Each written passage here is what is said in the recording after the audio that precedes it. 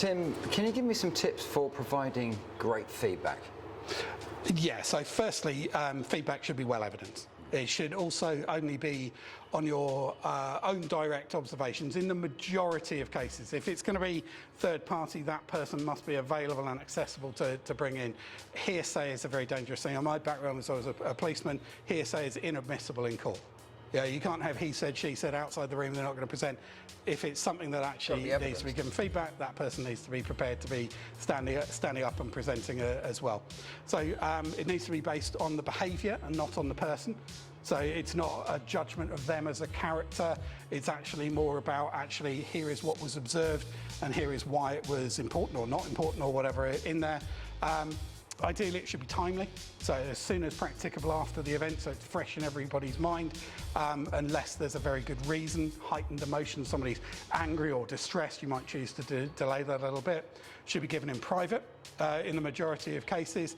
There are occasions where it's appropriate to give feedback in a more public forum, immediate risk to health, or significant risk to property, for example. You might say, I'm going to prioritise the danger to everybody else and say it now.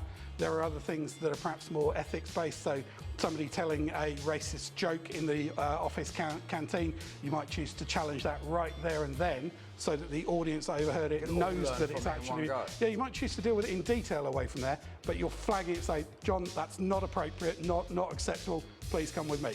And everybody else in there knows, the basic message, but they need to understand that that's unacceptable, so it's not mistakenly thought that hasn't been dealt with, even if you chose to deal with it later. It's right and obvious, and that's been dealt with there. Yeah, I think it should be constructive, so it should actually be genuinely helpful. It should be focused on something that can be changed, so no point me saying, Henry, you're too short. Little you can do about that.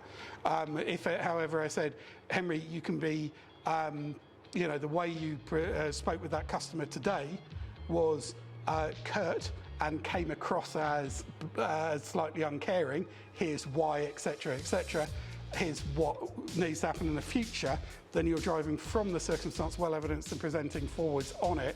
And I'd also encourage during feedback the involvement of the party that's receiving it. So whilst in that brief example, just for speed on the video, I said, here's what's wrong, here's what to do about it.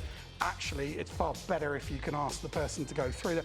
What do you feel happened here? Can you explain to me why you took that action? And then what would you do next time to overcome it? It's much more empowering for the person receiving it. Yeah.